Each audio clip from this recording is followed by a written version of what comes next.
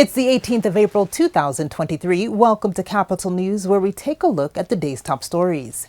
Kenya Kwanza has transmitted the 7-member team that will take part in the IEBC reconstitution bipartisan talks to the House, even as the National Assembly and the Senate both call for harmonized motion. In a communication made on the floor of the House, House Speaker Moses Wetangula noted that he is yet to receive the names from the Azimio coalition who are pushing for an extra parliamentary process.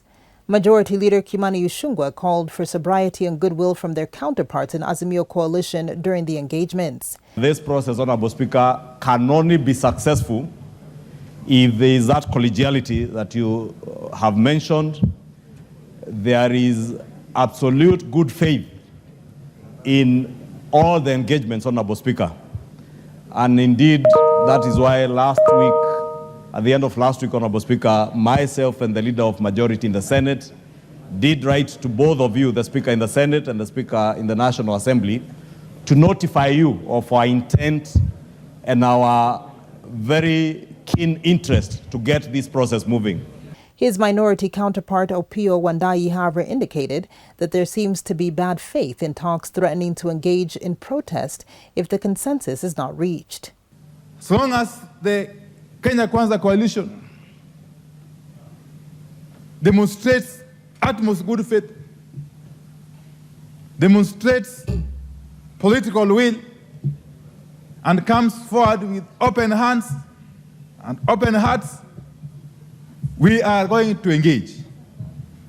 But any slightest indication of lack of good faith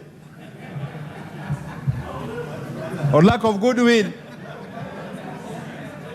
we shall go back to the people. Azimio la Umoja One Kenya coalition says that it will not take part in bipartisan talks with Kenya Kwanza unless it's held in an extra parliamentary format. Wiper Party leader Kalonzo Musyoka accused the Kenya Kwanza team of approaching the dialogue in bad faith, accusing them of failing to name the leadership of their team to date. We continue to insist that the dialogue must be about all the 4 issues, namely the cost of unga, fuel and electricity, forensic audit of the servers, bipartisan reconstitution of the IEBC, and respect for multi-party democracy. Kenya Kwanza cannot dictate to us what we cannot bring to the table. So given the foregoing, we as the leadership of the coalition have resolved as follows. Number 1, we remain committed to an extra parliamentary dialogue that is honest, transparent, meaningful, and bipartisan in conception and execution. Our members of parliament in both houses shall not be party to any other process, and particularly not the one proposed in the motion by Kenya Kwanza. Number 2, we have instructed the chairperson of our team, Senior Counsel Otiendo Molo, to formally invite the Kenya Kwanza team for a meeting to set the ground rules for the talks.